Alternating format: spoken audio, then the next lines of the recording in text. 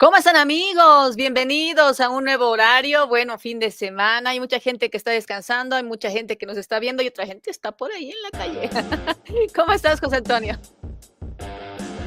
Qué gusto, Miroslava, saludarte. Qué lindo encontrarme contigo a través de las plataformas y ahora en esa transmisión. Sí, estamos en un horario poco habitual, pero vamos a tratar siempre de hacer estos encuentros. Yo pienso que la comunidad necesita estar informada y nosotros estamos muy contentos de poder estar con ellos.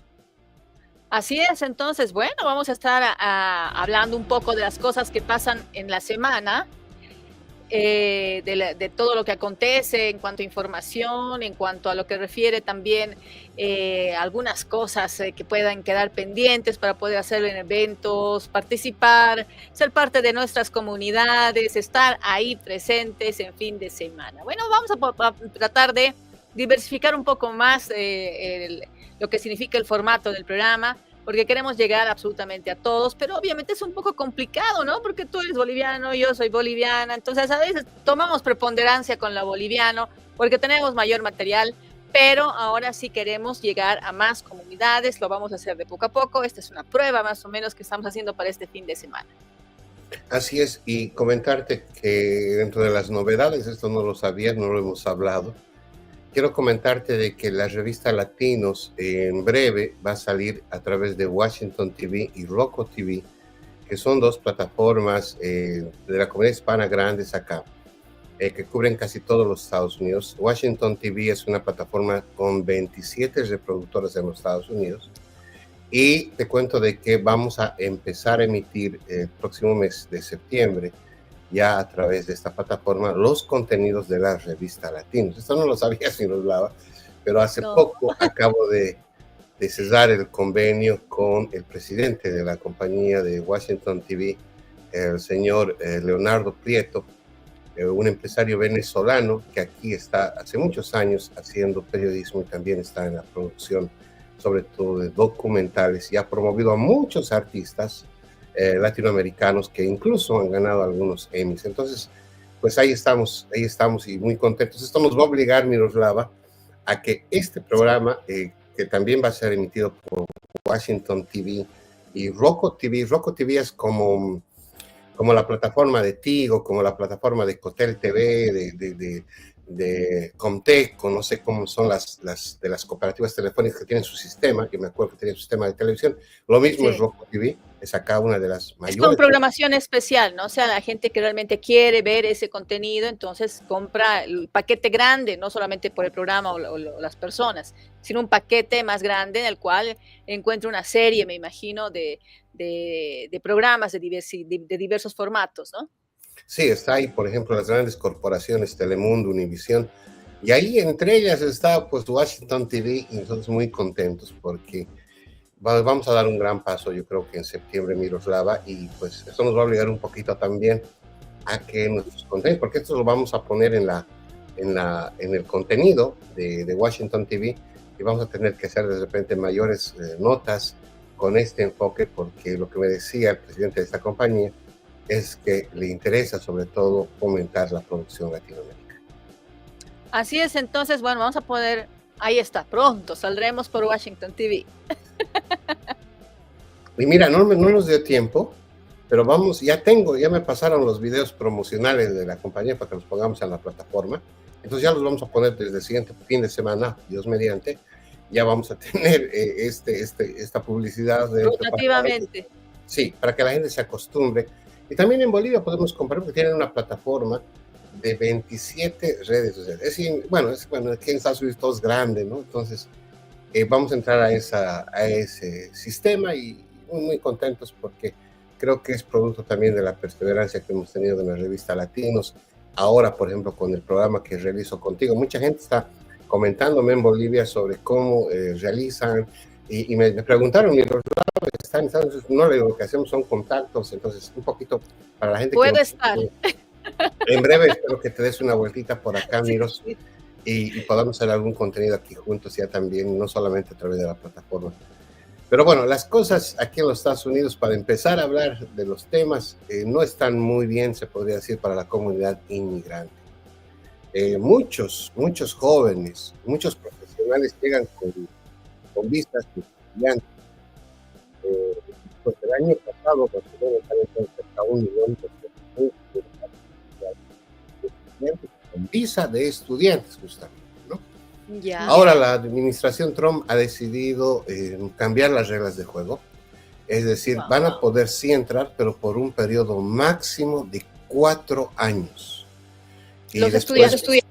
Los estudiantes. Y en el caso de los periodistas, como quien les habla, nosotros tendremos que renovar nuestra visa cada 240 días. ¿Cuántos meses es eso? Pues es menos de un año, ¿no? Menos de un año, es como unos 10 meses más o menos, si no me equivoco. Son 240 días. Antes el permiso que nos daban era de hasta 2 años. Entonces tú podías estar 2 años, te sellaban en el pasaporte y tenías la condición de periodista 2 años para estar en este país. Ahora esto ha cambiado, lo ha decidido así la administración Trump, lo ha decidido hace pocas horas.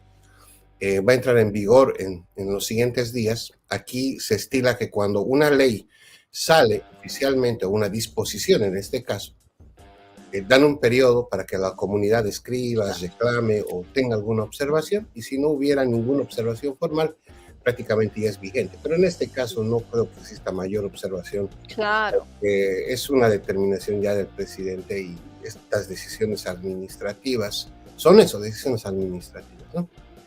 Bueno, vamos con un corte publicitario y volvemos con este tema que es muy importante.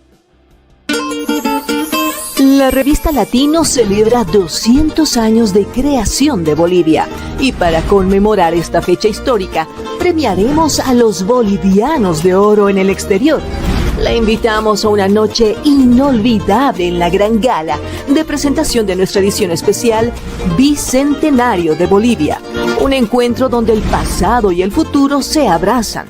Sé parte de este evento que hará historia. 200 años de independencia, mi Bolivia.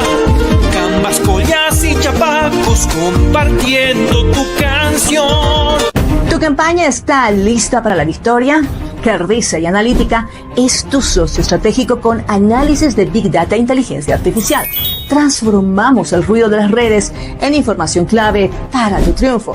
Ofrecemos asesoría política integral, servicios de analítica de vanguardia, libros especializados y capacitación exclusiva.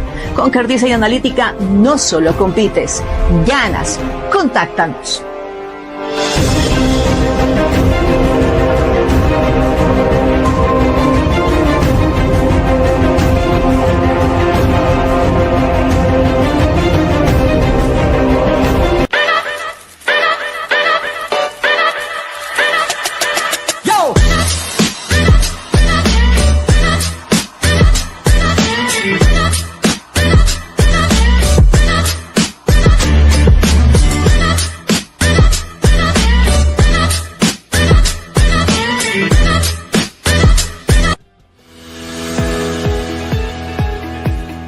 Latinos, el país que construimos, busca destacar lo mejor de la comunidad hispana en Estados Unidos y el mundo.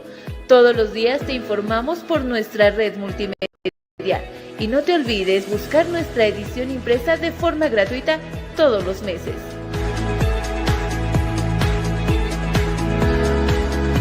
Latinos, el país que construimos. Y así teníamos entonces un poco de lo que tenemos de anuncios publicitarios, pero con esto también damos puerta a lo que va a significar el desarrollo de esta información. Dinos, más o menos, ¿cuántos estudiantes, cuántos periodistas quedarían no afectados, ¿no? Porque al fin y al cabo, si están manteniendo su podríamos decir, especificidad dentro de Estados Unidos, es porque están continuamente poniendo en regla sus papeles, ¿no? Pero ¿cuántos más o menos son? Bueno, no tenemos cifras oficiales, pero en la nota que has realizado la televisión de Francia habla de algunos datos que me parece importante, ¿no? O sea, los estudiantes no solamente vienen acá a estudiar, obviamente, a la vez hacen un aporte al país. Son como más de 50 millones lo que mueven, no solamente los estudiantes. Y el año pasado, según esta nota, al menos 1 millón de acción ingresaron, ¿no? Porque no te olvides que son estudiantes que vienen, valga la redundancia, a estudiar, pero esto no son becas, no son no son estudios gratuitos, ¿no? Tienen que pagar. Mira, para que tengas una idea, un posgrado está dependiendo a la especificación, obviamente varía, pero estás hablando de varios miles de dólares, un posgrado en una universidad, digamos, relativamente interesante, por ponerle algún contexto.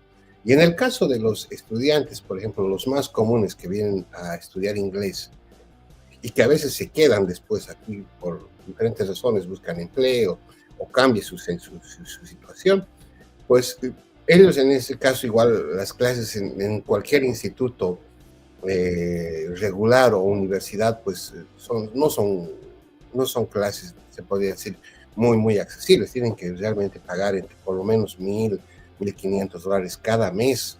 Entonces, imagínate, más el costo de vida, más lo que tienen que pagar. Bueno, entonces no es tan simple ser simplemente estudiante en los Estados Unidos.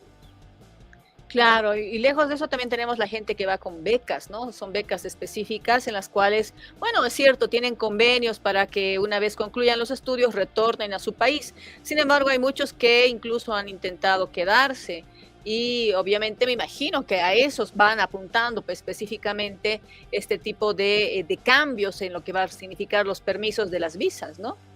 Claro, la idea de la administración Trump es que no existan estudiantes permanentes, es decir, estudiantes por siempre, porque la norma... Como en las universidades estatales, los dinosaurios, ya. Bueno, más o menos así. Mucha gente aquí ha llegado de estudiante y se ha quedado de estudiante y se ha quedado de estudiante y se quedó. Es lo que está buscando la administración. En algunos casos, mucha gente lo aplaude, pero también seamos realistas. Mucha de nuestra gente que por diversas razones tiene que migrar o salir de los países en Latinoamérica, una opción real era llegar como estudiante y tratar de mejorar su vida de esa manera. Entonces ahora va a cambiar. Además que si uno va a Estados Unidos a estudiar es para, o sea, aprender nuevas cosas y ser alguien de bien en la sociedad en el sentido de que va a aplicar lo que ha estudiado en algo, ¿no? Entonces es un poco complejo, ¿no? Ya que sea así de drástico, es como que estarían buscando, tratando de reducir al máximo, ¿no?, las posibilidades de permanencia, además de lo debido de muchos extranjeros. Sí, definitivamente, ese es el propósito. Pero veamos la nota, veamos el contexto que realiza France Press a propósito de esto. El gobierno de Estados Unidos planteó el jueves límites más estrictos sobre el tiempo en que estudiantes y periodistas pueden permanecer en el país. Los extranjeros no podrán vivir más de 4 años con visa de estudiante, al tiempo que los periodistas foráneos tendrán su permanencia limitada a 240 días, aunque podrán solicitar una extensión por otros periodos con la misma duración. Los cambios propuestos fueron publicados en el Registro Federal, lo que abre un breve periodo de comentarios del público antes de entrar en vigor. El Departamento de Seguridad Interior argumentó que una cantidad no determinada de extranjeros extendía sus estudios indefinidamente para permanecer en Estados Unidos como estudiantes eternos. No obstante, no explicó cómo los ciudadanos y contribuyentes estadounidenses se ven afectados por los estudiantes extranjeros, que según datos del Departamento de Comercio, aportaron más de $50,000 millones a la economía del país en 2023. Estados Unidos recibió a más de 1.100.000 estudiantes internacionales en el año académico 2023-2024, más que cualquier otro país, lo que es una fuente de ingresos para las instituciones, porque los extranjeros suelen pagar la matrícula completa. Un grupo que representa a dirigentes de colegios y universidades de Estados Unidos denunció la medida como un obstáculo burocrático innecesario que interfiere en la toma de decisiones académicas y que podría disuadir aún más a posibles estudiantes que contribuirían a la investigación y creación de empleos. Las universidades estadounidenses se preparan para iniciar en septiembre su año académico. Muchas instituciones reportan bajas en la matrícula de estudiantes extranjeros por medidas previas del gobierno de Donald Trump.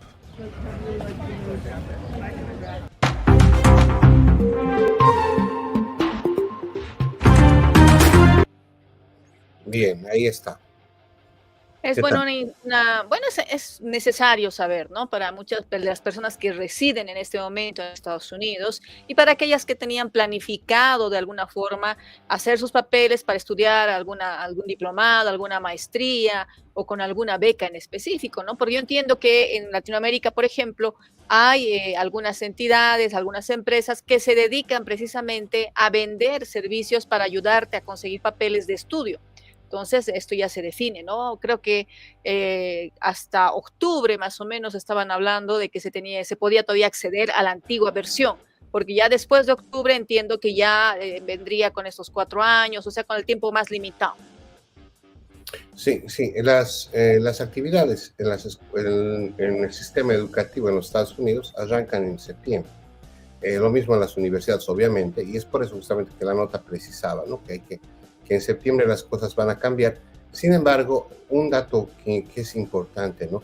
¿Qué pasa con los estudiantes que por una u otra razón no terminan o llevan créditos de diferente forma? Quiero ser más explícito. ¿Qué pasa con aquellos estudiantes que no acaban la carrera en 4 años? Entonces, ahí hay varias cosas que seguramente van a ser cuestionadas y seguramente se van a estar aclarando en el camino, porque muchos de estos estudiantes pues argumentan en muchos casos, sobre todo yo he visto que puedes decir que no tienes condiciones como para solventar todo tu estudio, entonces te otorgan permisos parciales de trabajo. Entonces no tomas todos los créditos, por así decirlo, sino solamente algunos créditos, y obviamente no acabas la carrera o tu cronograma en el tiempo previsto. Entonces ahí van a haber, sin duda, tienen que haber opciones, ¿no? Pero algo que también decía la nota, Miroslava, si me permites, el hecho de que los estudiantes que llegan pagan todo. Aquí hay muchas ayudas en los condados, en los estados, y estas ayudas hacen de que tu costo de como estudiante se reduzca en muchos casos. Pero los que vienen del extranjero, pues pagan todo, entonces ahí es un poco medio que no se entiende, ¿no? De todas formas, es un golpe, sobre todo para nuestra comunidad hispana que busca una mejor alternativa cuando migra a Estados Unidos. No, y además creo que tampoco es de un día para el otro que digan, no, el día de mañana ya limitaremos la estadía de los estudiantes. Yo creo que han hecho un estudio previo, ¿no? Las universidades seguramente tienen informes respecto a la movilidad de los estudiantes y el caso sobre todo de aquellos que llegan de otros países precisamente para especializaciones. Entonces, normalmente son 4 años, al menos si son becas, o sea, no te puede ir mal, te va mal, pierdes tu beca. Entonces me imagino que también a eso arguyen, ¿no? Que tienen tiempos limitados y obviamente sí o sí tienen que irles bien.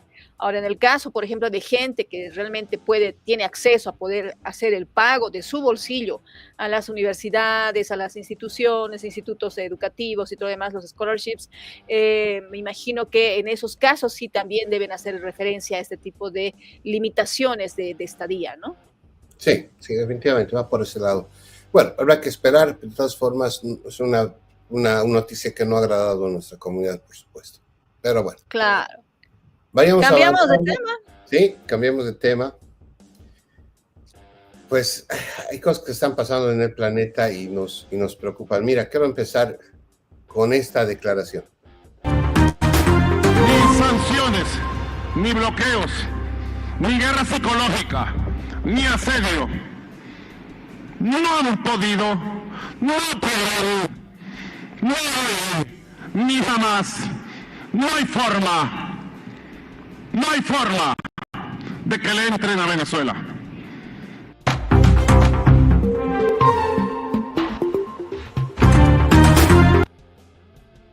¿Qué tal?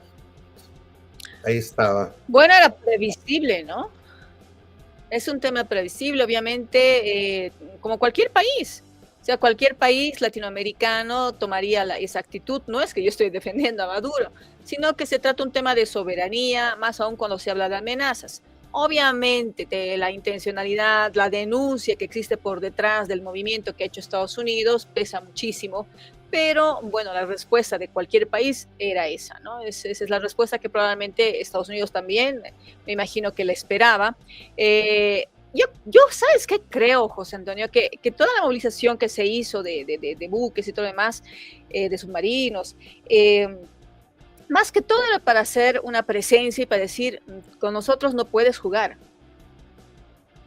Con nosotros es transparencia, es al pan, pan, vino, vino. Entonces, porque al fin y al cabo, si Estados Unidos quisiera, ya hubiera ingresado al país. Simple y llanamente, creo que ha sido un mensaje claro y certero. Es que son varias cosas, Miroslava. Yo te cuento, estuve en la víspera hablando con Desiree Gómez y a propósito le mando saludos a mi colega si está viendo. Ella fue presentadora y radica ahora aquí en Washington, es periodista venezolana y me decía, José Antonio, no pasa nada, me dijo. O sea, no pasa nada porque Estados Unidos ha renovado el contrato, varios contratos con Venezuela, ¿no? Entonces no creo que pase a mayores. Y yo le dije, pero amiga, que nos queda, no creo que pase a mayores. Y me pasó varios links de algunos analistas venezolanos que tienen ese criterio. Y bueno, pues habrá que hacer la tarea de investigar. Pero luego te cuento que a las 2 horas me llama y me dice, sabes, no es tan simple lo que te estoy diciendo porque realmente al parecer van a haber novedades este fin de semana. Entonces hay que estar pendientes, de todas formas. Salimos de inmediato en vivo, ¿eh? Sí, hay que estar pendientes. Nosotros, bueno, vamos a estar ahí. Y mira, y no está nada, no es un criterio especulativo. Mira lo que ha pasado anoche. Anoche ha llegado un portaaviones ya a aguas del Caribe. O sea, está moviendo Estados Unidos todo un equipo realmente impresionante. Yo cuando voy a Baltimore me gusta ir por el lado que colinda la bahía al puerto y uno ve atracados los buques cargueros, ¿no? Y son como pequeñas ciudades y en fin, donde cargan ahí, pues son militares. Pero yo he visto uno de estos portaaviones que no es este el que vamos a mostrar, pero son infraestructuras realmente colosales, o sea, parecería de cuentos de ficción. Pero Estados Unidos ha movido lo más pesado en lo que significa equipo bélico. Y en este momento hay como 6,000 Marines esperando simplemente la instrucción de qué van a hacer. Pero mira, veamos esta nota que justamente es de las últimas horas y la vamos a poner acá y luego comentamos. El buque lanzamisiles estadounidense USS Lake Erie ingresó el viernes en la noche al Canal de Panamá desde el Pacífico, rumbo al Caribe, en medio de un despliegue naval de Washington cerca de las costas de Venezuela. El crucero pasó por la esclusa de Pedro Miguel hacia las 21:30 locales, observaron periodistas de la AFP en el lugar, y continuó navegando hacia el Atlántico en una travesía de 80 kilómetros que dura unas 8 horas. El Lake Erie estuvo los 2 últimos días amarrado en un muelle del puerto de Rodman, en la entrada pacífica del canal. Estados Unidos acusa al presidente venezolano Nicolás Maduro de encabezar un cártel de drogas y elevó a $50 millones una recompensa por su captura. 3 buques lanzamisiles estadounidenses tienen previsto posicionarse en aguas internacionales en los próximos días, cercano al límite con Venezuela, para lo que Washington asegura se trata de operaciones contra el narcotráfico internacional. Como contrapartida, Caracas anunció el lunes el despliegue de 15,000 efectivos de sus cuerpos de seguridad en la frontera con Colombia para operaciones contra el narcotráfico. Además, Venezuela informó el martes que patrullará con drones y buques de la Armada sus aguas territoriales.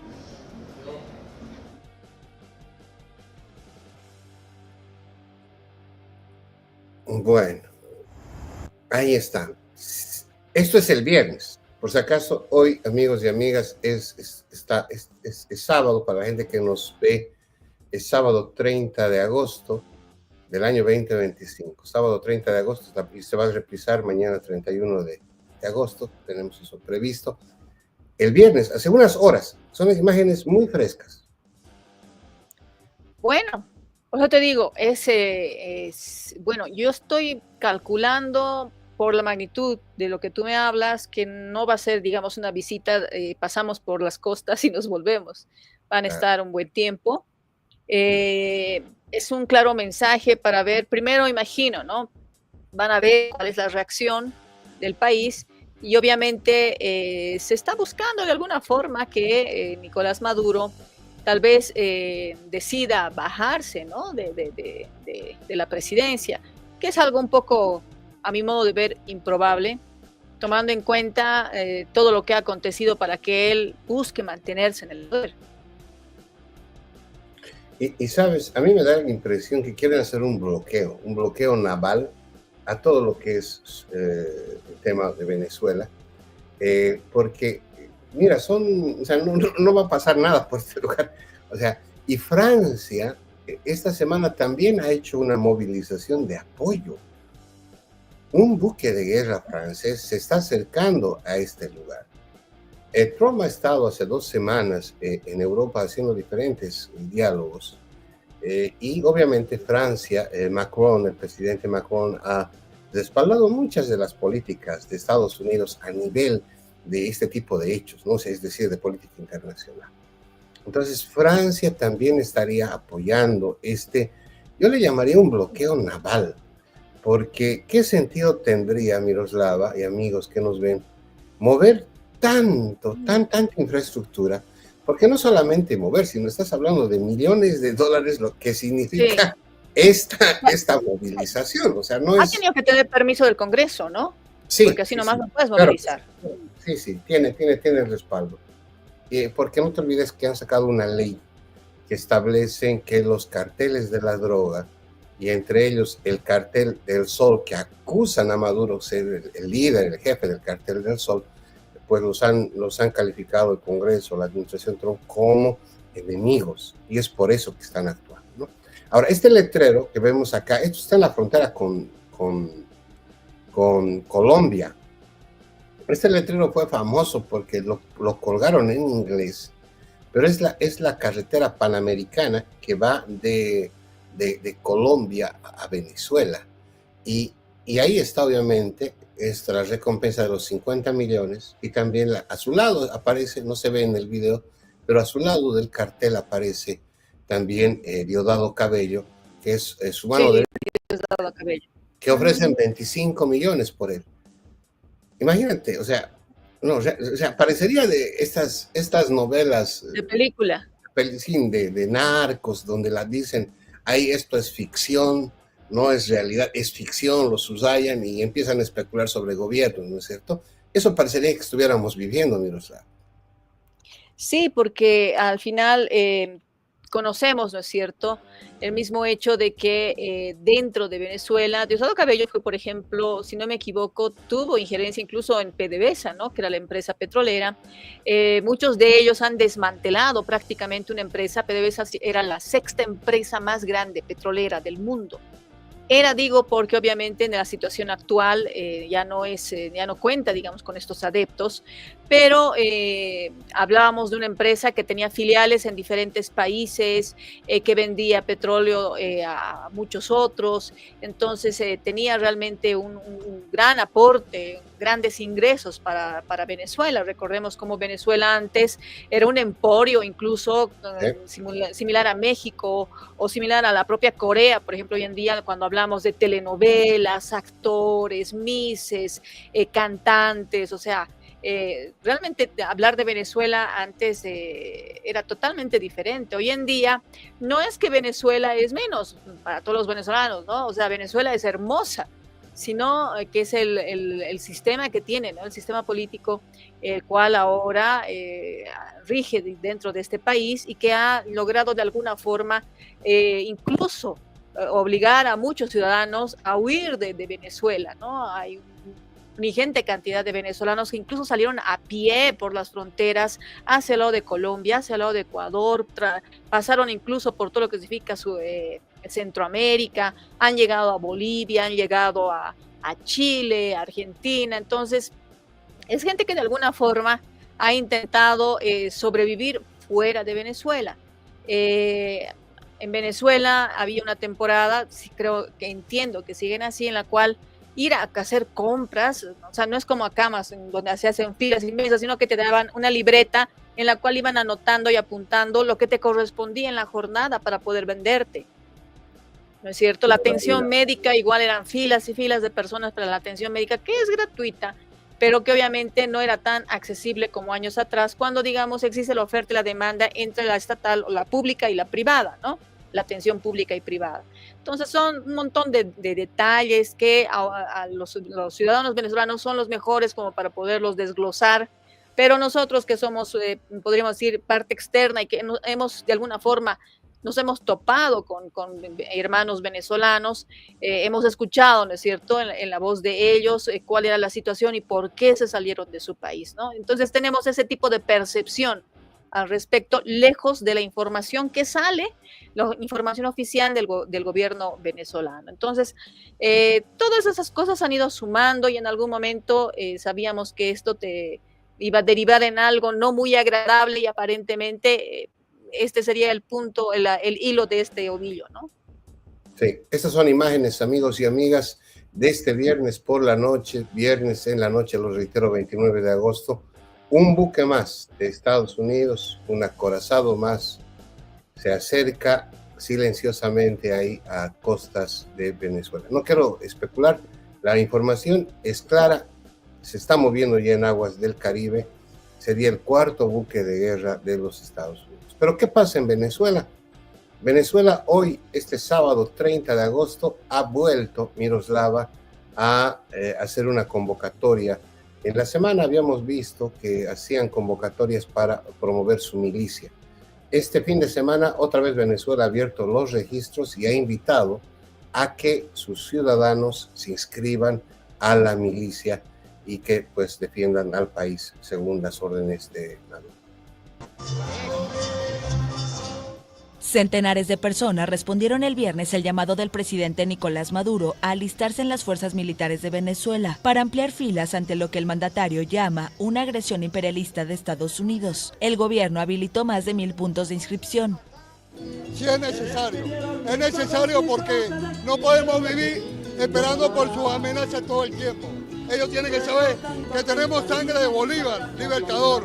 Y cuando éramos indios, defendimos a Venezuela. Ahora que estamos mejor preparados, la seguiremos defendiendo. Militantes del chavismo, empleados públicos, parlamentarios y autoridades electorales se sumaron a la milicia bolivariana, un componente castrense integrado por civiles con alta carga ideológica. Maduro denuncia como amenaza el anuncio de Washington de movilizar 5 buques de guerra y unos 4,000 efectivos hacia el Caribe Sur, cerca de aguas venezolanas, para maniobras contra el narcotráfico. La operación coincide además con el aumento a $50 millones, la recompensa que ofrece Washington por la captura de Maduro, por su vinculación con un supuesto cártel. La nueva jornada de inscripción se extiende hasta el sábado, tras un primer operativo el fin de semana pasado. El número de inscritos no fue aún divulgado. Maduro dijo antes del primer registro que contaba con 4,5 millones de milicianos, cifra que expertos ponen en duda. No está claro si habrá adiestramiento militar.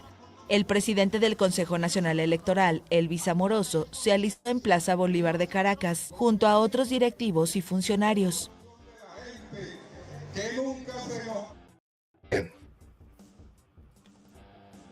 Bien, Miroslava, ¿qué te parece?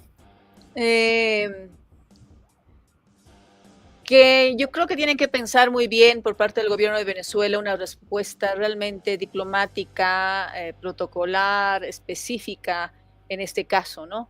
Porque al fin y al cabo no estamos hablando simple y llanamente de ir contra lo que califica Estados Unidos, una persona que es parte de este clan de los soles, sino estamos hablando también de miles de ciudadanos venezolanos que, bueno, están también viviendo ahí y que de alguna forma están dentro de la línea chavista, ¿no? Dentro de la línea de Maduro. Bien. Ojalá realmente no pase a mayores, ojalá que esta situación llegue de alguna forma a celebrarse pacíficamente, ¿no? Lejos de los mensajes visuales que se están dando en las últimas semanas. Mira, yo he estado hablando con varias familias de venezolanos aquí en el área metropolitana de Washington y te cuento de que algunos son familiares de militares o son exmilitares que han pedido asilo político que viven acá. Y en este momento, según estas fuentes, hay al menos un 30% habría reducido la cantidad de efectivos, el ejército venezolano de efectivos, justamente porque no les pagan Segundo, porque tenían a un comienzo privilegios los uniformados en alimentos. Esto lo han perdido porque no hay en Venezuela alimentos para darles. Es decir, en otras palabras, antes los soldados tenían una condición mejor en Venezuela porque tenían acceso a alimentos, algún privilegio en distribución de pulperías, me imagino, y que eso se ha perdido porque no hay alimentos, ¿no? A raíz de eso, el gobierno de Venezuela, Maduro, había instruido ya hace varios meses que pueden trabajar en otros oficios. Entonces, esto ha dado pie a que muchos uniformados pues pidan su baja o directamente pidan su licencia y se dediquen a otros oficios. Entonces, esta actividad que vemos de reclutamiento, de enlistar de la milicia armada, son movimientos obviamente de tinte netamente proselitista para la causa de Maduro, ¿no? O sea, prácticamente lamentablemente es una acción política que busca mostrar al mundo de que Maduro tiene apoyo en su pueblo. Pero cuando tú dices y lo describes bien, en un país donde te dan una libreta para decirte cuánto pan puedes comer o cuánto pan no puedes comer porque no hay, pese a que tú te lo mereces, pese a que tú trabajas, eso ya es muy duro, y yo me sumo a tu criterio. Ojalá que estemos hablando mañana de que pues ya se logró la ansiada paz, que Venezuela siga siendo ese hermoso país. Y tú hablabas de algo bien bonito hace rato. Yo me acuerdo que en los años 80, 90, muchos estudiantes de ingeniería en la San Andrés, en Bolivia, buscaban migrar a Venezuela porque los sueldos para los profesionales eran muy atractivos. Entonces, muchos estudiantes bolivianos en los años 90, comienzos de los 90, finales de los 80, viajaban a Venezuela justamente a ejercer su profesión, porque unos recibían mejor trato económico y era un mayor mercado. Entonces, imagínate, de estar así, hoy en día vemos en las calles de Sudamérica, aquí en los Estados Unidos, mucha gente desprotegida de la comunidad venezolana y da mucha pena. Da mucha pena porque no han tenido otra opción más que, como tú dijiste, salir caminando, salir como podían, a donde podían, evitando esta administración, ¿no? Es lamentable, pero bueno, es lo que pasa, ¿no? Hay ciertos apasionamientos con los cuales es bien difícil discutir, sobre todo cuando conoces gente de una posición como de la otra posición, pero lo cierto es que las libertades, o sea, mi libertad como ciudadano de vivir bien, dentro de mi concepto de lo que es vivir bien, no dentro del concepto de otra persona, creo que es esencial, ¿no? Es esencial cuando hablamos de ciudadanos que, bueno, escapan de su país porque aducen que no pueden sobrevivir dentro de su país.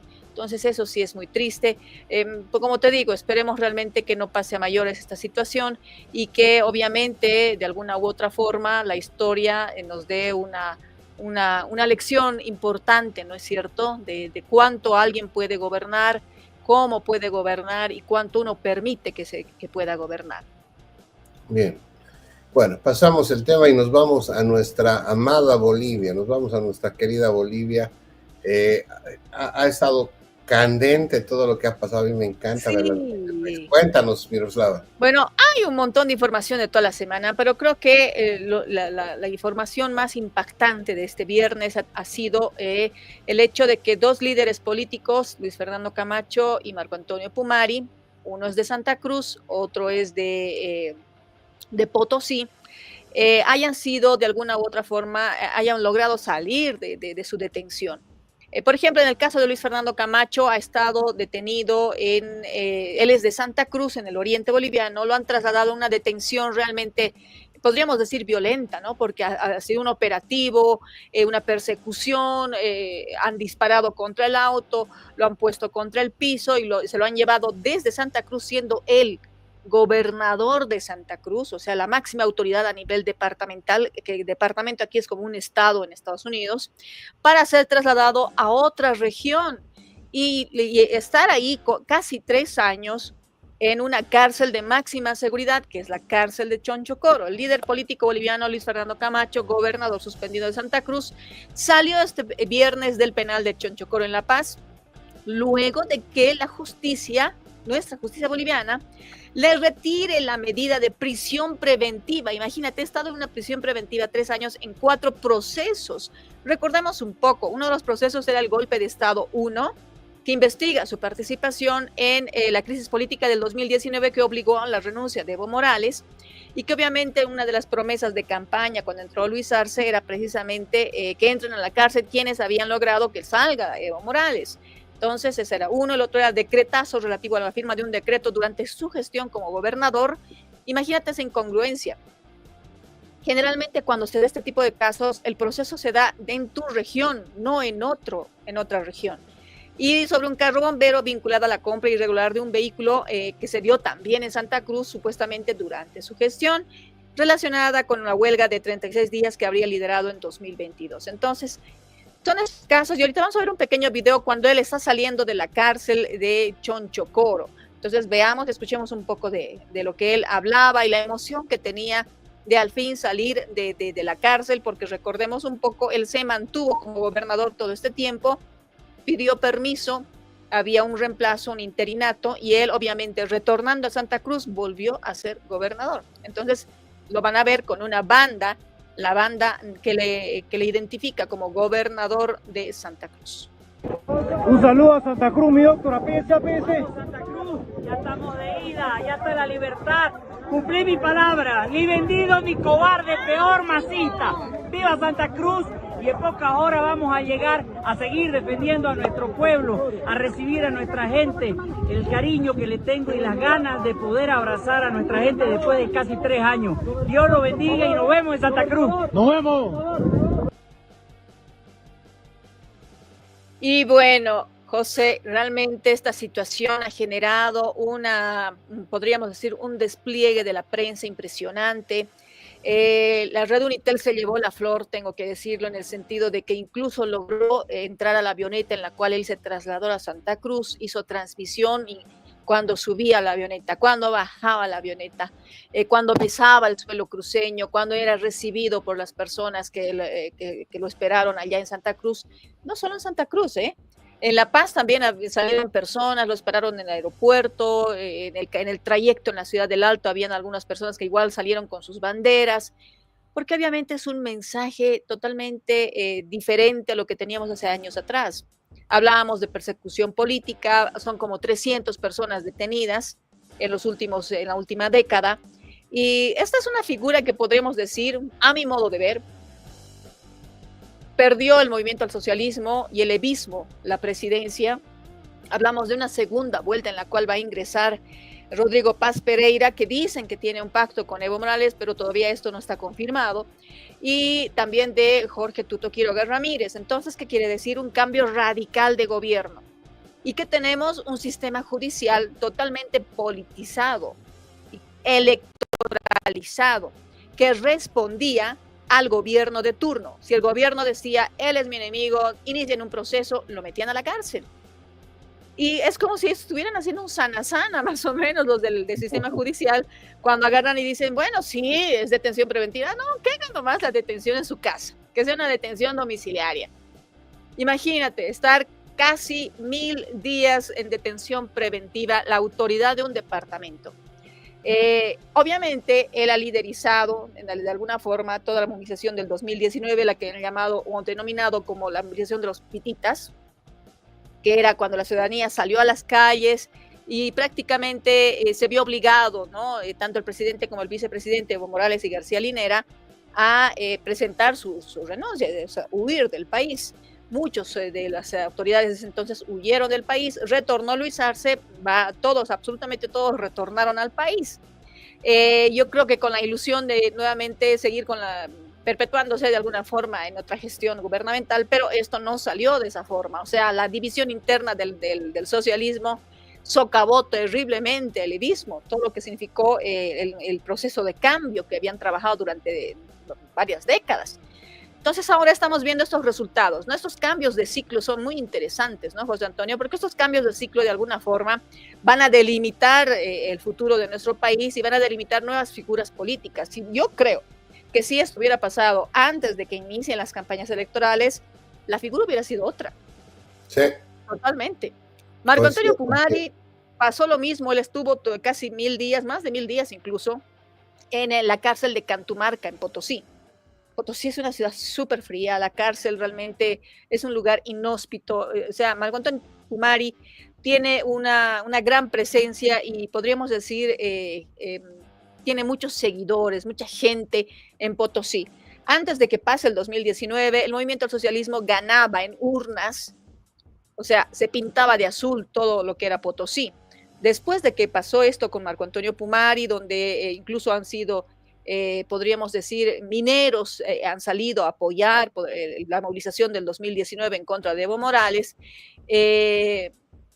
hirió muchísimo a la población de Potosí, que terminó siendo opositora. Entonces, cuando vemos a un Marco Antonio Pumari volviendo nuevamente a su casa, reuniéndose con su familia, o sea, la figura... Como te digo, el viernes fue totalmente emotivo, estos dos personajes abrazando a sus padres, sus esposas, sus hijos, sus parientes, y obviamente recibiendo de alguna u otra forma, como una respuesta de la población, el cariño de la misma, ¿no? Porque en Santa Cruz al menos se llenó, bueno, yo calculo que por lo menos eran unos casi 1 millón o menos de 1 millón, por lo menos unos 50,000 personas han ido precisamente a recibir a Luis Fernando Camacho. Entonces, esa más o menos ha sido la figura que se ha dado, porque, tengo que agregar, el Tribunal Supremo de Justicia ordenó este viernes la revisión también de las medidas cautelares aplicadas a la expresidenta interina Yanine Áñez. Entonces, ese caso está todavía, podríamos decir, podría terminar de la misma manera. Recordemos que ella fue detenida en una ciudad, en una población en el oriente boliviano. Ella estaba oculta en el somier de una cama, debajo del colchón, cuando fue detenida. Imagínate, o sea, había fotografías, o sea, se dieron el lujo de mostrar las fotografías de cómo habían detenido a la expresidenta Yanine Áñez, mellando incluso, ¿no? O sea, su propia dignidad. Sí. Y era como una especie de trofeo. Y ella ha estado en la cárcel de mujeres en La Paz durante todo este tiempo. Entonces, esa justicia en la cual durante muchos años decían, no, ella no tiene que tener ese tipo de proceso, ella fue presidenta, ella necesita hacer, es un proceso especial para expresidentes, y han negado que ella haya sido presidenta. También ha sido una situación demasiado compleja. Han recurrido a organismos internacionales, la familia, para estos tres personajes, pero no. El gobierno y sobre todo la Justicia Nacional no dio su brazo a torcer hasta que cambió la figura con la segunda vuelta, o sea, con los nuevos, podríamos decir, personajes que se van a disputar la presidencia en esta próxima gestión, y ninguno de los dos obviamente es declarado ni evista, ni masista, ni socialista. Entonces, esta es la respuesta, podríamos decir, que se está dando rápidamente en el curso de la última semana. Mira, para poner solamente un contexto pequeño para la gente que nos está siguiendo y nos está mirando, en el caso de Luis Fernando Camacho, él tenía gran posibilidad de ser presidente de Bolivia. O sea, en la crisis, cuando Evo Morales renuncia y todo ese proceso, el hecho de que a él prácticamente lo aislaran, logró de que Luis Arce mantenga la hegemonía del MAS, ¿no? Entonces estamos hablando de un hombre que realmente es un referente para la política boliviana. Ahora, mucha gente me dirá, pero ¿te acuerdas también que circularon unos audios donde con Pumari y Camacho antes de ser candidato? Fue un disparo al pie que él mismo se hizo, ¿no? Se estaban dividiendo la aduana, no para vos la aduana, para tal empresa, tal ministerio, y eso obviamente pues lesionó, ¿no? Ahora, otros me dirán, pero ¿quién te asegura que eso no se hizo con inteligencia artificial? Tal vez eran audios trucados, no eran ellos. Bueno, puede ser, lo cierto es de que tanto Camacho como Pumari son líderes en regiones que pueden dividir al país. Camacho responde a todo lo que es la oligarquía cruceña, todo lo que son las logias cruceñas, porque hay que hablar, claro, existen logias en nuestro país. ¿Qué es una logia? Un grupo de amigos, solo que tienen dinero, tienen empresas y controlan algunas empresas. Ahora, Unitel no es justamente pues un canal de bajo perfil en presupuesto, es uno de los canales más grandes privados de Bolivia que responde a estos esquemas de los empresarios cruceños. Por eso también han estado ahí en la avioneta, no he visto, voy a buscar las imágenes, pero por eso tienen esta relación con ellos. Ahora, en eso aparece un líder cívico, Marco Antonio Pumari, que tiene un grueso de la población, sobre todo joven, potosina, y tiene muy buena llegada. Y además que yo lo veo, de los dos, el que más me gusta, si vale el término, es Pumari. A mí también, sí, a mí también. Es el más sobrio a la hora de hablar. Siempre sus declaraciones públicas las hace con criterio, ¿no? Ya te estoy dando pie a que vamos a entrar a hablar de un personaje. Ya vamos a empezar a hablar de lo que hay en las elecciones de Bolivia, y obviamente por eso llama la atención de que es importante tener coherencia y tener cordura, sentido común a la hora de hablar ante la opinión pública. En Bolivia va a haber segunda vuelta, y para empezar, mi querida Miroslava, quiero que empecemos con este video que tú lo has conseguido. Sí. Yo también lo he visto. Y que es de las redes del candidato vicepresidencial de Rodrigo Paz Pereira, que ha cometido algunos abruptos, ¿ah? No es la primera vez. Sí, tú eres generosa, ¿eh? Tú eres generosa. Hay que ser algo generoso, ¿no? Sí. Esta situación de alguna forma ha afectado la imagen del capitán Edmundo Lara. Tiene muchos seguidores, es cierto. Él se arguye el éxito, podríamos decir, en urnas del Rodrigo Paz Pereira, que le ha dado mayores números de votos comparado con Tuto Quiroga, pero los lleva a los dos a la segunda vuelta. Y de alguna u otra forma, creo que le falta una tableta de Ubicatex, ¿no? Porque él, cuando hace referencia... Un paquete. Cuando hace referencia a su candidatura, cuando hace referencia a él y su proyección política, es como si dijera, Rodrigo Paz Pereira es más o menos el adorno. Aquí soy yo y por mí es que hay esta votación.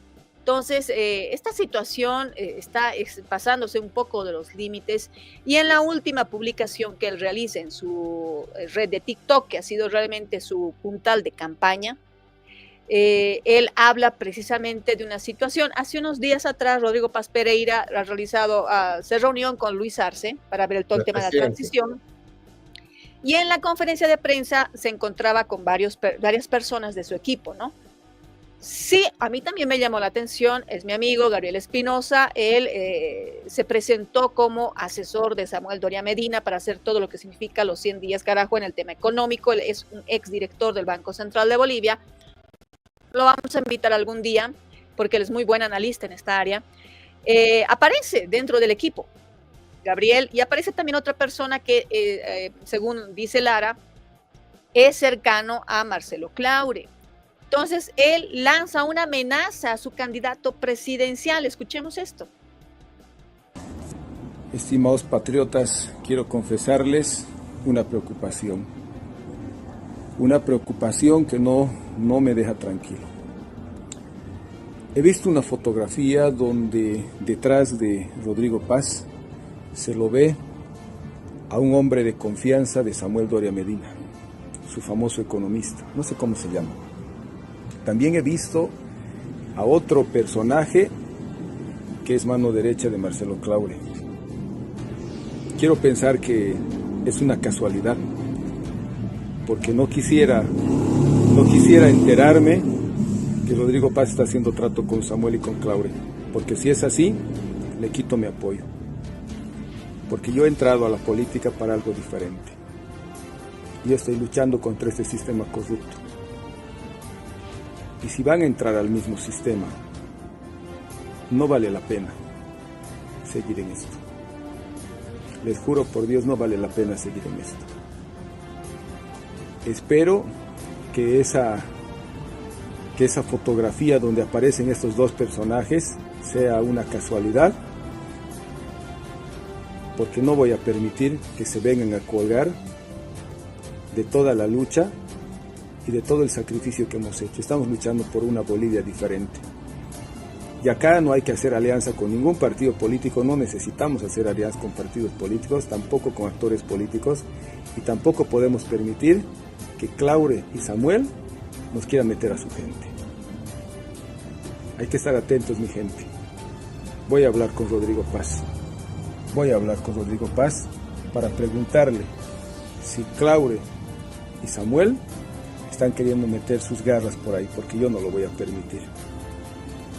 No lo voy a permitir, mi gente. Queremos algo nuevo, queremos algo diferente, y es con gente nueva, es con renovación.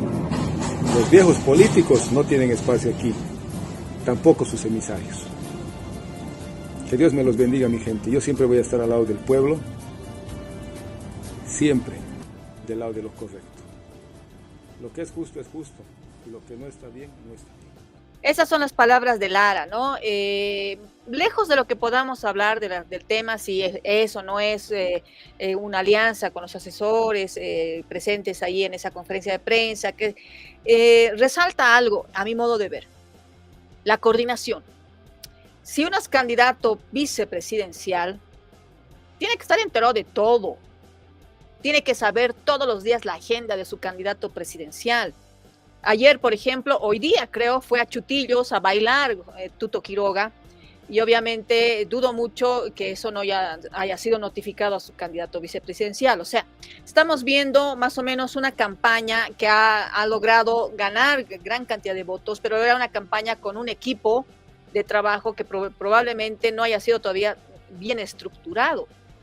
El voto mayoritario ha sido en el campo, ha sido el voto del indeciso, que realmente cundía muchísimo. Tú viste las cifras en las encuestas, los indecisos eran mayores a los primeros candidatos que supuestamente tenían predominancia de posibilidad de voto.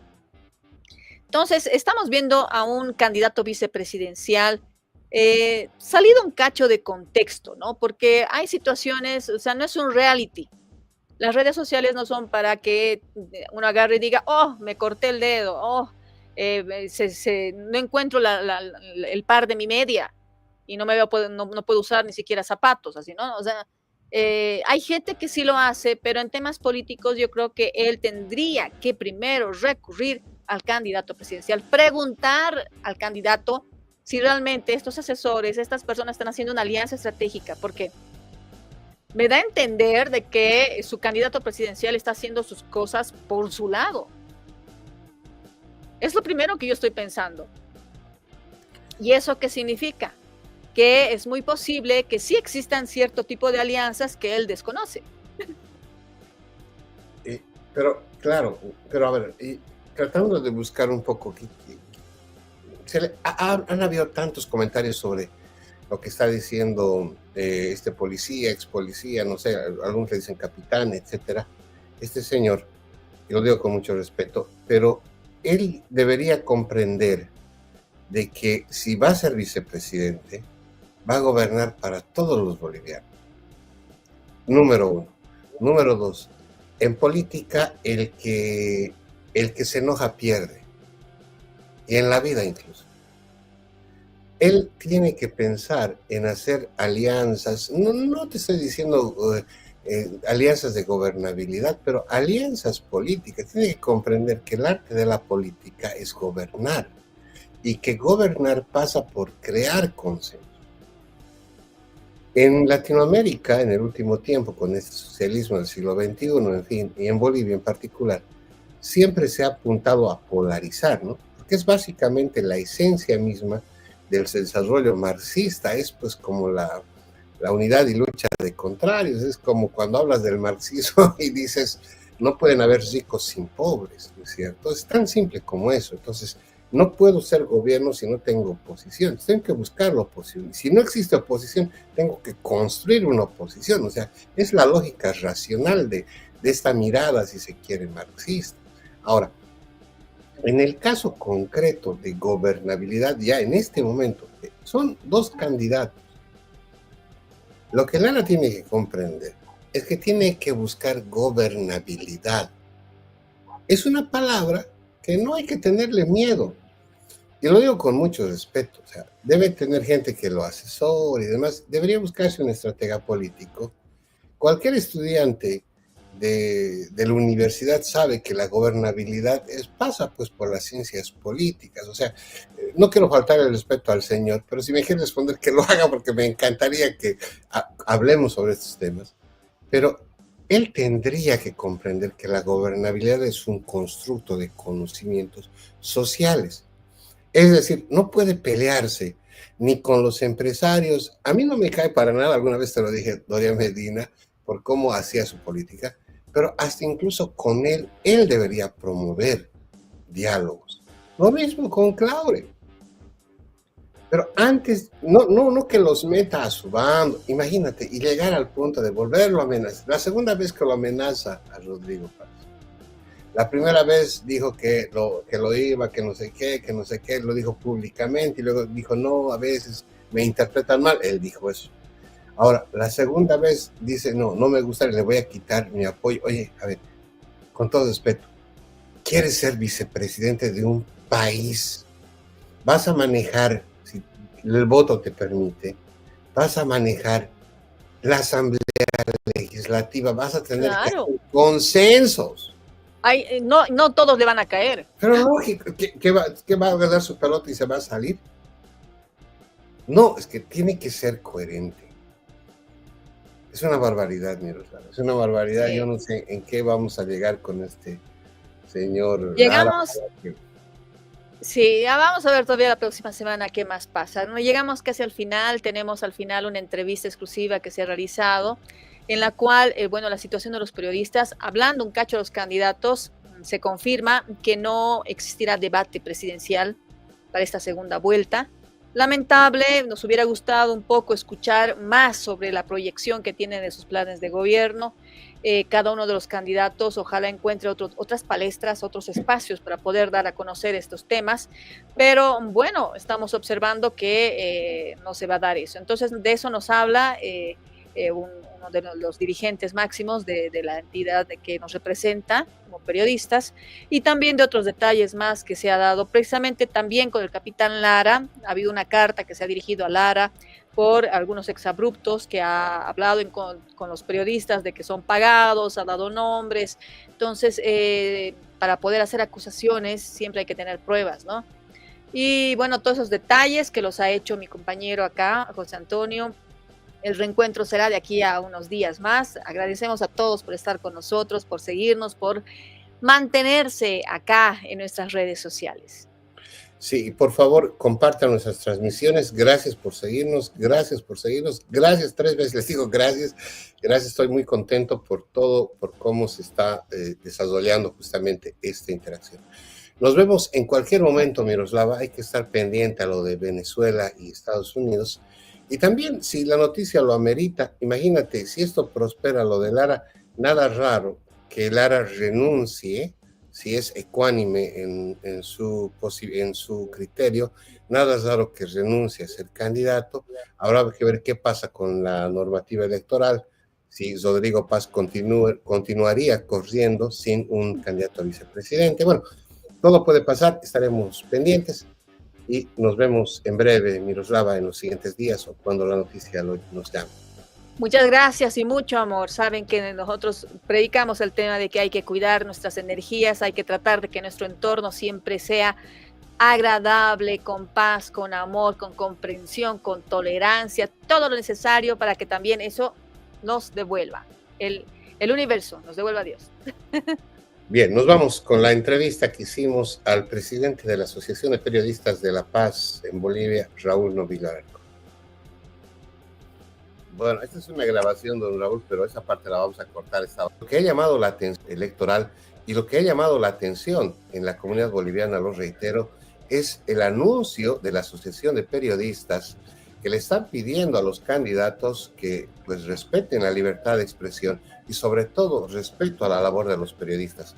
¿Qué se sabe en La Paz? ¿Qué se sabe acerca de lo que está pasando en estas horas a propósito de las declaraciones de candidatos y la relación que tienen con los medios de comunicación? Bueno, definitivamente para mí es un gusto, encantadísimo de estar nuevamente en contacto contigo, José Antonio, y con Washington y toda la zona MD. La verdad es que aquí en La Paz y en el país entero estamos viviendo situaciones bastante incómodas por la incertidumbre de qué es lo que va a suceder en los próximos días. Si bien ya se ha llevado a cabo la elección y tenemos 2 candidatos, pues hay todavía esa inseguridad de qué es lo que viene hacia el futuro.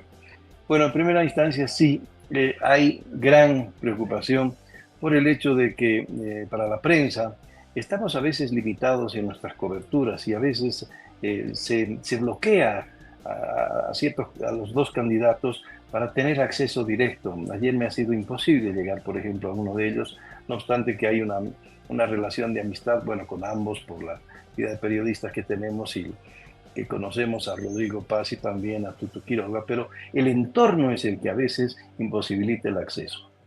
¿Qué está sucediendo?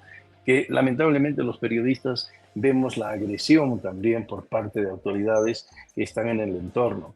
En días pasados, por ejemplo, en el aeropuerto del Trompillo, un capitán ha agredido a un colega nuestro, Arancibia, que es reportero del Deber de hace muchos años, que estaba haciendo una investigación. Él se caracteriza por hacer investigaciones a profundidad, con resultados a veces que no son muy agradables para quienes están involucrados, ¿no? Ha hecho situaciones, por ejemplo, de seguimiento a casos de drogas, narcotráfico, etcétera, y piensa que a consecuencia de aquello ha fallecido su mamá, por ejemplo, en un caso en Samaipata. Pero el último suceso se produjo en el aeropuerto del Trompillo, cuando él se aproximaba a tomar unas fotos, cuando había la utilización de un avión por parte del hijo del presidente, un avión obviamente que no era privado, no correspondía que él utilizara, pero de todas maneras, para evitar aquel registro, es que lamentablemente el capitán se acercó de la Fuerza Aérea, lo agredió y no contento con eso, lo hizo salir del aeropuerto y después regresó el capitán para quitarle su celular y destruirlo. En fin, una agresión sin igual, pero que lamentablemente estamos sufriendo. Y no solamente es ese caso, hay muchos en los que las autoridades están en plan de agresión a la prensa. Inclusive, el candidato a la vicepresidencia, Lara, ha tenido conceptos muy fuertes en contra de algunos colegas, Valverde y otros, porque nos llama que somos nosotros vendidos a los medios o seguimos la dirección de la gerencia de los medios y menosprecia la labor del periodista, que totalmente es neutral. El periodista está cumpliendo con su función de dar a conocer a la ciudadanía qué es lo que sucede. Y obviamente siempre hemos sido la piedra del zapato para los políticos. ¿Por qué? Porque fiscalizamos la cosa pública. Ahora bien, en el caso de Lara, aún no es vicepresidente de la República y ya está haciendo estas amenazas y estas ofensas y estos insultos a los periodistas simplemente porque nosotros tenemos el deber de informar. Y si no le ha gustado alguna situación que se ha presentado, pues no es forma de actuar antes de que tenga poder. El temor en general de los colegas es qué sucederá cuando, si es que es elegido, tenga poder. Entonces, hay preocupación. Nosotros nos basamos en la garantía que tiene la Constitución Política del Estado, que es la libertad de prensa y expresión. Y aquello está consignado en los artículos 106 y 107 de ese documento que garantiza el trabajo periodístico sin ninguna atadura. Pero lamentablemente no lo están respetando y bueno, en democracia obviamente debe hablarse aquel principio de respeto a la libertad de prensa y expresión. ¿Qué va a hacer la Asociación de Periodistas, Raúl, en este contexto? ¿Quién es el garante de derechos el Tribunal Electoral en el caso de las elecciones, ¿a quién debería recurrir la Asociación de Periodistas justamente para evitar esta avalancha, yo diría, de criterios? Porque lo hemos escuchado al señor Lara, pues diciendo muchas afirmaciones. Yo entiendo que el clima electoral, comprendo que al clamor de repente de las masas y una declaración pública electoral o proselitista promueve, digamos, el hecho de que pueda vertir un criterio acalorado. Pero ya cuando tú lo ves hablando en redes sociales, que ya son declaraciones públicas, mencionando nombres, y tal periodista es su esposo tiene, o sea, ¿te imaginas llegar ya al tema personal, tratar de buscarle alguna mecha para desacreditar a alguna persona en su labor profesional? Pues no solo lesiona al oficio, sino ofende. ¿Cuál va a ser la actitud de la asociación? He visto que han publicado varios comunicados. Nosotros como medios de comunicación acá en los Estados Unidos estamos siguiendo de cerca. Te cuento de que para la comunidad hispana el tema de Bolivia es muy importante por el hecho mismo de que se están produciendo grandes transformaciones en toda Latinoamérica y obviamente la elección de nuestro país está en el foco, yo diría, justamente internacional. Y en ese contexto, que se hable de ya incluso algunos criterios contra los medios de comunicación, pues obviamente que encienden las alarmas acá y preocupa, Raúl. Definitivamente, especialmente a quienes estamos acostumbrados a que se nos respete como periodistas y que se respeten los principios básicos de la libertad de prensa y expresión y el trabajo con ética que llevamos a cabo. Lo que sucede es que en la actualidad nosotros sí hemos hecho comunicados y hemos mandado una carta pública al candidato Lara. Personalmente he hecho que se le entregara esta carta a la oficina que tienen en la ciudad de La Paz, porque no radica acá, y tengo entendido que la ha recibido porque tenemos nosotros el sello correspondiente de recepción. De todos modos, aquello se ha quedado silente, no ha habido más, excepto que nosotros hemos hecho conocer nuestro reclamo en todas nuestras redes sociales y también en los diferentes medios de comunicación, porque la Asociación de Periodistas no solo abarca radio, sino también radio, televisión y todos los medios escritos. Y claro, nos incomodan estas situaciones y reclamamos nuestro derecho. Lo triste es que la agresión a los periodistas está siendo como un hecho recurrente, y eso es lo peligroso, porque si bien en el caso de Lara hemos hecho público nuestro desagrado, nuestra molestia, nuestra inquietud, sin que sea aún un líder, digamos, ya que haya sido elegido el vicepresidente. Imagínate, teniendo el poder y como ya supuestamente vicepresidente, entonces puede ser que la agresión sea más dura a los medios de comunicación. Si se porta así como candidato, ¿cómo sería si es elegido? En el caso del Viru Viru, bueno, también hemos hecho un comunicado en nuestro reclamo de las 9 asociaciones de periodistas de La Paz que responden a cada uno de los departamentos, y obviamente seguimos en nuestro interés de que la comunidad, la ciudadanía sepa que nosotros lo único que estamos haciendo es informar. Nosotros somos los voceros, digamos, y fiscalizadores de la cosa pública. Somos quienes nos dirigimos a las comunidades, a la gente, al público, y damos a conocer qué es lo que está sucediendo en el poder ejecutivo definitivamente, ¿no? Y legislativo. Entonces, aquello no les gusta. Pero no es cuestión de gustos, es cuestión de principios. Es cuestión de respetos que en democracia deben primar. Los artículos que mencionaba son vitales porque hay la libertad de expresión absoluta para el trabajo del periodista. Nos sentimos incómodos, es una agresión permanente, pero eso no nos limita en seguir en nuestro empeño de dar a conocer a la ciudadanía la verdad, cubrir los hechos tal cual son y denunciar aquellas situaciones que marcan situaciones fuera de la ley, aquellos hechos que son delictivos, aquellos hechos que evidentemente molestan a la ciudadanía o afectan, porque nos afecta a todos los ciudadanos el hecho de que hayan privilegios para algunos y hay sanciones para otros, ¿no? Bien, en el ámbito electoral, Raúl, hemos visto antes del 17 de agosto pasado que las empresas encuestadoras daban unos criterios, pues por así decirlo, en términos del pueblo, ninguna le achuntó a lo que realmente pasó en las urnas. Y algunas personas han criticado, y me parece válida la observación, dicen cómo los medios de comunicación difunden información de las empresas encuestadoras cuando nos damos cuenta que las empresas encuestadoras en realidad no tienen credibilidad por los datos que han mostrado y por los resultados mismos de la primera vuelta. Entonces aquí un poco medio que no quiero, para ser claro con la pregunta, lo que busco es buscar un equilibrio justamente, parafraseándote, ¿hasta qué punto los medios de comunicación somos responsables cuando publicamos una encuesta de una empresa?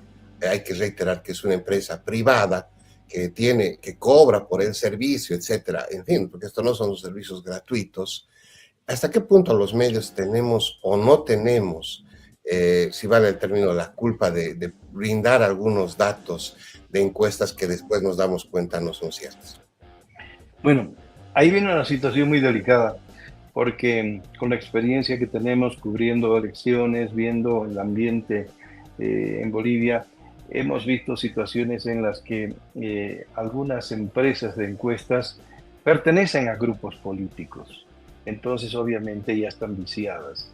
Ahora, hay otras empresas que son contratadas de fuera por diferentes medios de comunicación y lamentablemente, claro, hay cierto sesgo aparentemente de acuerdo a sus intereses. Pero la verdad es que se han desprestigiado absolutamente en su trabajo y deja mucho que desear. Ahora bien, la responsabilidad del periodista de apoyarse en una fuente está justamente ahí enmarcado dentro de cuán eficiente es el colega o el medio de comunicación para realmente tener la garantía de que estas empresas estén haciendo un trabajo absolutamente real, verdadero y que no están viciados. Nos hemos visto con una especie de fiasco, digamos, en esta última elección, porque ninguno le ha achuntado, como dices tú, ninguna le ha dado, ni siquiera por aproximación, un resultado del que ha salido en definitiva. Pero nos encontramos ante esta, ¿qué te puedo decir?, especulación de las agencias que están haciendo este trabajo, y obviamente aquello nos llama la atención a los periodistas y nos pone una alerta para no confiar demasiado en estas empresas encuestadoras, porque están algunas manipuladas y otras lamentablemente no están haciendo un trabajo óptimo. Entonces, inclusive hemos decidido, muchos de los colegas, no apoyarnos en estos pronósticos y dejar que las cosas se lleven a cabo de la manera más tranquila, y nuestros colegas, nuestros representantes que cubren a las mesas de las urnas, etcétera, de los recintos eleccionarios, que esos son los informes que nosotros vamos a dar crédito. No así las encuestadoras o a veces también opinadores o gente que ya está pagada para apoyar a X o Z candidato. Así que nuestro trabajo es arduo, pero debemos mantenernos dentro de lo que es nuestra filosofía de trabajo, que tenemos que hacerlo con ética, con responsabilidad, con versatilidad, ser ecuánimes en nuestra información y tener mucho cuidado cuáles son las fuentes que nos proporcionan datos de cualquier manera. Finalmente, Raúl, ¿qué está haciendo la Asociación de Periodistas? En otrora siempre se hacían debates eleccionarios, es decir, para las elecciones la asociación siempre propiciaba. Para esta segunda vuelta, para esta elección, ¿se está coordinando? ¿Cómo se está llevando a cabo este trabajo? Este es un tema ingrato, te voy a decir.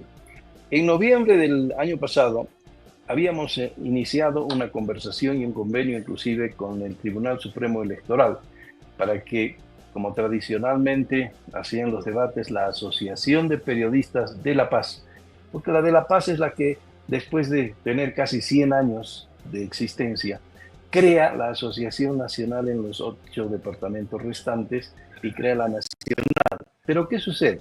Que nosotros sabíamos, como La Paz tradicionalmente, teníamos que hacer el debate presidencial que no se llevaba a cabo desde las épocas del inicio de Evo Morales, porque él simplemente se negaba a asistir a los debates. Pero se hicieron debates anteriores con participación de los periodistas. Ahora, lo que ha sucedido es de que han obviado a la Asociación de Periodistas de La Paz y la Nacional ha copado aquel lugar para llegar a un acuerdo con la Confederación de Empresarios Privados y el Tribunal Supremo Electoral para hacer unos debates, pero que hemos visto han sido debates donde no hay una participación directa del periodista, sino que agarran dos unidades, dos canales de televisión, que son grandes empresarios privados en Santa Cruz, Unitel y la Red 1, y entonces, con grandes intereses económicos, entonces ellos cubren la parte periodística y lo único que han hecho es tener presentadores o presentadoras que dan un tema y controlan el tiempo. Eso no es debate. Y eso que ha dado lugar a una especie de pugna entre los candidatos donde se insultaban, se cuestionaban, se fastidiaban, se decían cosas impropias. Pero eso no es un debate. Un debate debería ser donde el periodista, por eso nosotros de la Asociación de Periodistas de La Paz nos hemos alejado de este proyecto, porque consideramos de que el periodista tenía que tener ahí un rol protagónico de preguntar, hacer preguntas a los candidatos y no darles el chance a que entre ellos se menosprecien o se insulten o se denigren. Pero lo que nos interesa como periodistas en primera instancia es saber cuáles son sus políticas, cuáles son sus planteamientos políticos. Y ahí no ha habido más que controladores de tiempo lanzando temas, y aquello no condice con nuestro propósito de hacer un debate presidencial con periodistas. Bien. Gracias, Raúl. Gracias, Raúl Novillo Alarcón, presidente de la Asociación de Periodistas de La Paz en Bolivia. Gracias por todos estos criterios y nuestra solidaridad con los colegas que están sufriendo en este momento estas agresiones. Si vale el término, pues de forma muy exagerada, ¿no? Definitivamente, sí. A veces uno dice, hay temor por ser periodista, pero yo creo que hay más, el valor del periodista vale muchísimo, es mayor que nosotros tenemos que cumplir con una misión, además que somos apasionados por nuestro trabajo y nuestra profesión, porque está dedicada a la ciudadanía y debemos seguir adelante. Gracias, Raúl.